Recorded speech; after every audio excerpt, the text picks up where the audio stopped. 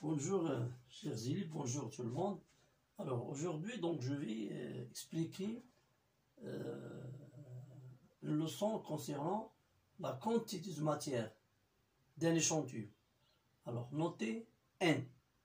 La quantité de matière, notez N. Alors je vais commencer par la mole.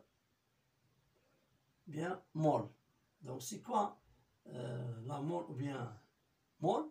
Alors j'ai pris par exemple un échantillon de carbone 12, de masse 12 grammes. Alors, cet échantillon contient 6,02 10 à la puissance 3 atomes. Cet échantillon, bien 12 grammes de carbone, contient 6,02 10 à la puissance 3 atomes de carbone. Alors, ce nombre correspond à une mole. Une mole de carbone, c'est-à-dire 6,02 10 à la puissance 3 atomes. C'est-à-dire quoi? Alors, cet échantillon de masse 12 grammes, la quantité de matière égale une mole. Alors, la quantité de matière 12 grammes de carbone est égale à une mole. En général, si on a un échantillon qui contient N atomes, alors la quantité de matière d'eau, c'est N. Mais s'il contient 6,02 10 à la puissance 23, ça c'est noté Na. Alors il contient 1 mol. D'accord? N atomes. Donc la quantité de matière de N atomes, c'est N.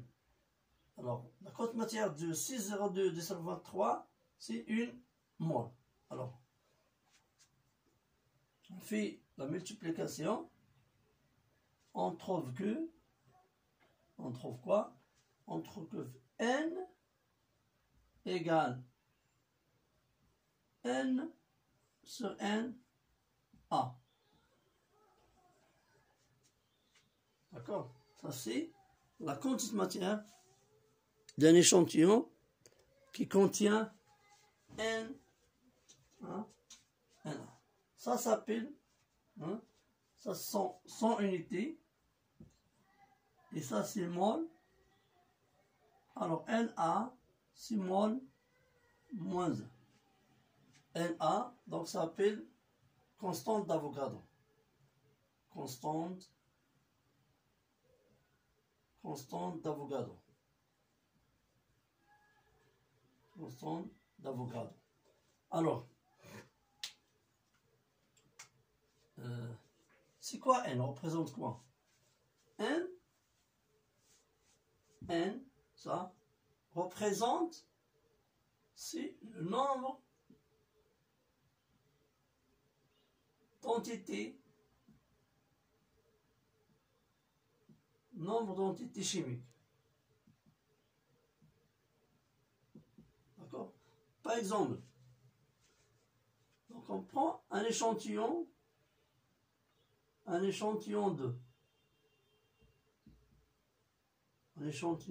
d'eau.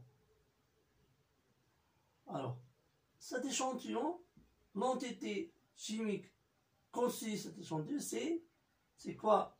C'est H2O. Alors, la quantité de matière N égale à N de H2O divisé par Na.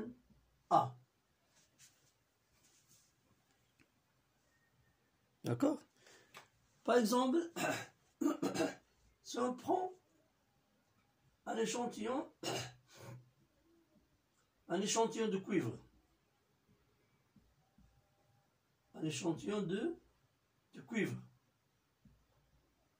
alors l'entité chimique qui constitue cet échantillon, sont des atomes de cuivre. Alors N, la quantité de matière de N, égale à le nombre des atomes de cuivre divisé par Na. D'accord? Alors, je prends un exemple. Par exemple, si, si on a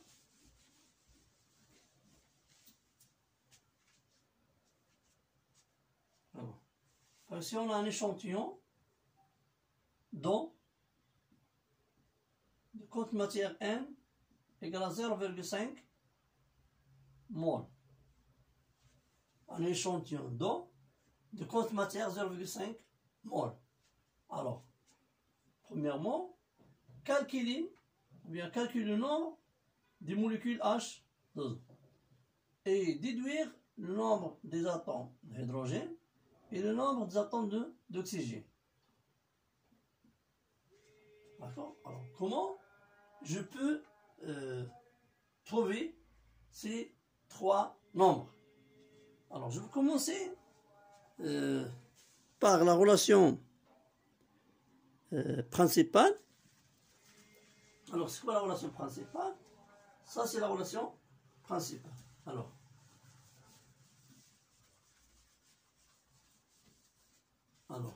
ça, c'est quelle est l'entité chimique principale ou bien fondamentale de cet échantillon? C'est H2O. Alors, N égale N de H2O divisé par NA. Alors, N de H2O égale à N fois NA. Donc, égale 0,5 fois 6,02 10 à la puissance 23. Donc, égale 3, 0,1 10 à la puissance 23 atomes. D'accord? Hein? Alors, ça c'est le nombre d'atomes de molécules de H2O. Alors, on a H2O, il contient 2 H et une seule atome d'hydrogène. Alors, quoi? Si on a une molécule, on a 2 H et une O, oxygène. Si on a 2 ici, 2 H2, donc on a ici, c'est 4, hein, et ça c'est 2. Si on a N molécules ici, on a 2 N ici et N ici. Donc c'est quoi alors en général? Donc N de H égale à 2N de H2O. Et N de O égale à N de H2O. D'accord? Alors, ça c'est la première relation. Maintenant, je passe à notre grandeur concernant la masse molaire. La masse molaire.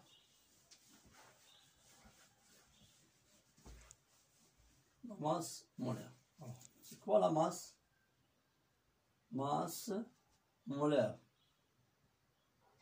Masse molaire, c'est quoi? C'est la masse d'une mole. C'est la masse d'une mole. La masse d'une mole.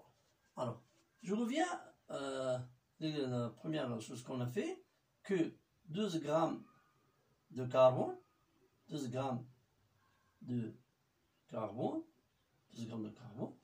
Alors, l'échantillon de 12 grammes de carbone, alors, la quantité matière d'IALO N égale à 1 mol. D'accord? Égale à 1 mol. Alors, c'est quoi? C'est que une mol de carbone plus 12 grammes. Alors, on dit que la masse molaire de carbone, notée M majuscule, égale 12 grammes par mol. 12 grammes par mol. D'accord? Si on a un échantillon de masse quelconque, M, alors, de masse quelconque, alors combien la quantité matière d'IALO? N. Si on a 12 grammes, on a une mol, mais si on a une masse M, donc combien? la quantité matière N. Alors, on met ici, ça c'est 12. 12 grammes va donner 1 mol, d'accord? On fait la multiplication, comme ça. On trouve quoi? On trouve que N égale à, on trouve quoi? On trouve N égale la masse divisé par 12. Alors, en général, la quantité matière d'un échantillon de masse M égale M sur grand M. Alors, un échantillon, la quantité matière N d'un échantillon de masse M égale la masse divisée par la masse molaire de l'entité chimique X. Par exemple, si on a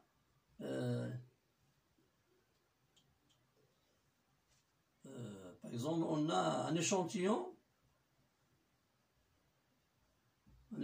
par exemple, de CH4 de masse 1 par exemple égale à 10 grammes. D'accord? Par exemple, on a ou bien égal à 180. Un échantillon de méthane, CH4, de masse M égale 180 grammes. Alors, combien de mol ici? Combien de mol ici? Donc, N égale la masse divisé par la masse molaire de l'entité chimique CH4. Alors, ici,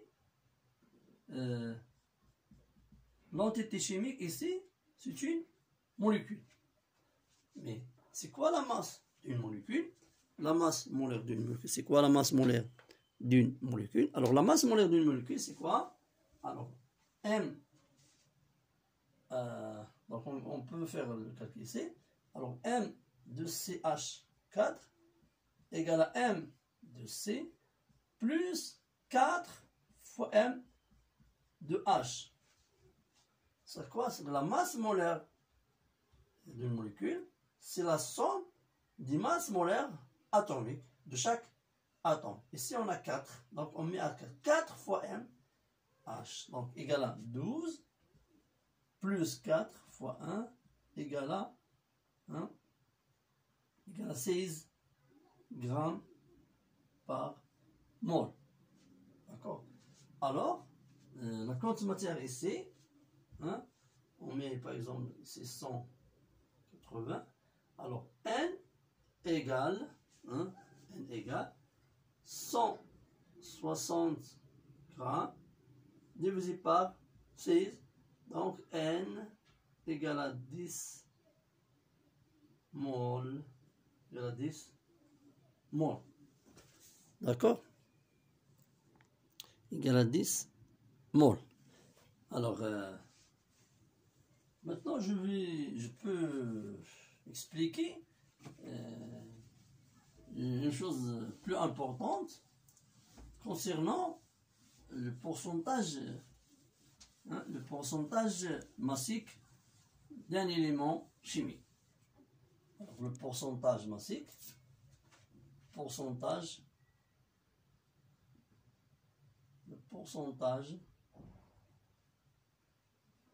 massique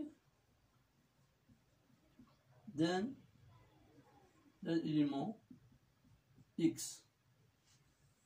Par exemple, on a CH4. Alors, je veux savoir c'est combien le pourcentage de carbone et le pourcentage de hydrogène. Alors, le pourcentage de carbone égale la masse molaire de carbone divisé par la masse molaire de CH4. Par exemple, on a, ça c'est CH4, on a une partie de carbone, une partie de hydrogène. Alors, le pourcentage de carbone, c'est la masse de carbone, donc fois 2 fois 100. Ça, c'est 12 divisé par 16 fois 100. Le pourcentage de hydrogène égale combien de D? C'est 4. Donc on met 4 fois M de H divisé par M de CH. 4 égale 4 divisé par 16. Hein? 4 fois 100. Donc égale 1 sur 2. 1 sur 4, c'est 25%. D'accord? Alors,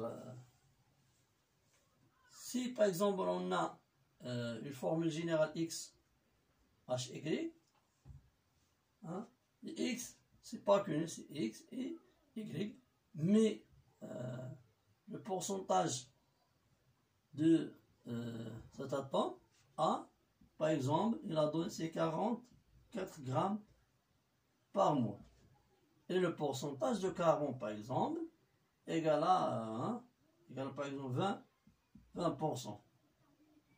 Ou bien égale à 80%. Donc, c'est quoi X? Alors, le pourcentage de carbone en général, si on a X carbone, donc c'est X fois M de C, divisé par M de A. Alors, ça c'est X, alors XA égale le pourcentage de carbone fois la masse molaire de A divisé par la masse molaire de carbone. D'accord? Alors, j'ai essayé d'expliquer un peu des choses fondamentales pour comprendre cette leçon. Si vous avez des remarques ou bien des questions, vous pouvez les laisser dans les commentaires. Merci beaucoup, chers élèves.